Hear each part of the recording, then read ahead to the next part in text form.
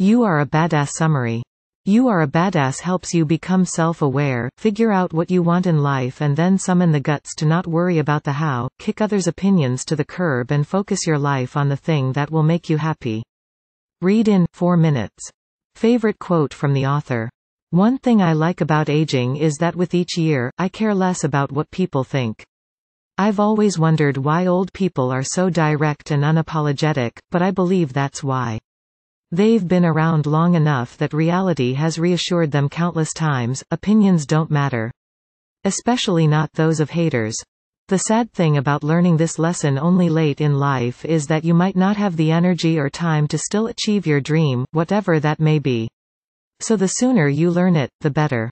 If you're young and worried about what other people think, this book is for you.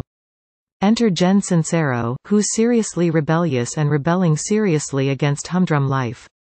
After working for a record label, starting a rock band, failing, and then writing a book about that, she became a lesbian, failed at that too and wrote another book about that, before ultimately coaching people to improve their sex lives and later their lives altogether. You Are a Badass is the culmination of several years of helping people transform their lives from loser to happy-go-lucky, and it comes packed with fun stories and valuable lessons. My favorite 3? Here you go. Decide you'll stop caring what other people think. Right now. Figure out what you want but don't obsess about how you'll get there. If your habits, surroundings and friends don't support you, it's time to change them. Ready to discover your inner badass and put him or her in charge?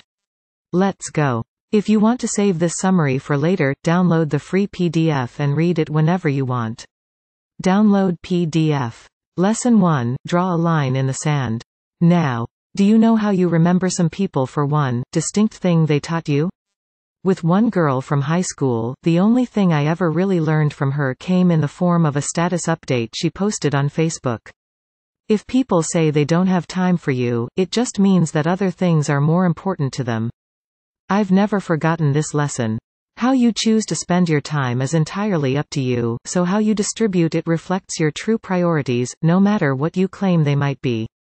Naturally, chasing a distant dream of yours infers choosing yourself over others, and that always creates some fallout. If you're aspiring to be a writer, like I am, some of the comfort you usually get from hanging out with friends will have to come from appreciating the time you now spend writing. Being serious means putting in days, months, years of work. You'll lose some friends. You'll go to less happy hours and football games.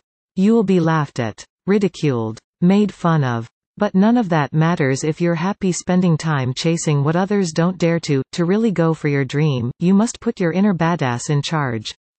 Lesson 2, Know what you want, but be flexible about the how. Sticking with the example of becoming a writer, here's how most people go about that particular dream. Realize they want to be a writer. Analyze every writer that inspires them in detail, learn about their paths to success and craft a master plan of which track they can follow. Give up after 6 months of analysis paralysis and not writing a single word. That's the kind of trap you should try to avoid at all costs. Jen suggests doing so by figuring out what you want, but not obsessing over how you'll get there. Here's an updated plan for becoming a writer. Realize you want to be a writer. Start writing. There really isn't much more to it.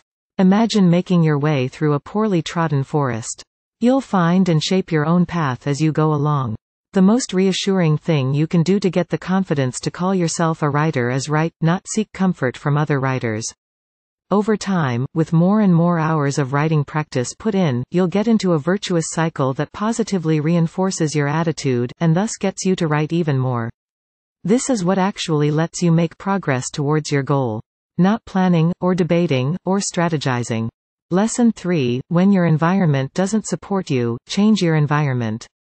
Having the thick skin to deal with the ridicule of friends or shooting down their tempting attempts to distract you is one thing. Making a conscious decision to actually get rid of some of the weights that are dragging you down is another. That's tough. If your environment, your habits, your friends, even your family, don't lift you up in your journey towards a life you'll be glad to have lived when it's over, it's time to make some changes.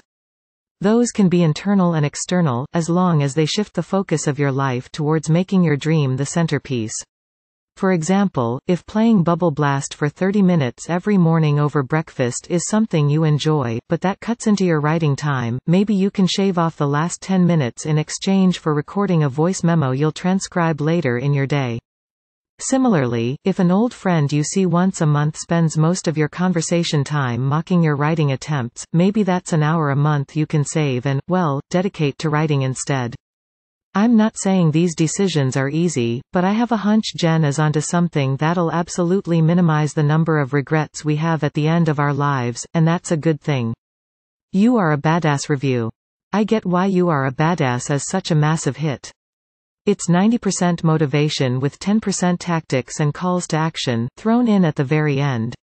You'll get really revved up and ready to go, and then you're let off your leash. What a wonderful way of setting other people up for success. Thumbs up from me, Mrs. Sincero. Read full summary on Blinkist >. Free preview >. Learn more about the author >. What else can you learn from the Blinks? Where your negative beliefs originally came from. What the big snooze is and how to get rid of it. How to find your thing. Which attitude to take towards challenging tasks. Why gratitude matters. What role forgiveness plays. 2 ways to deal with procrastination and hesitation. Why it's okay to spend big occasionally.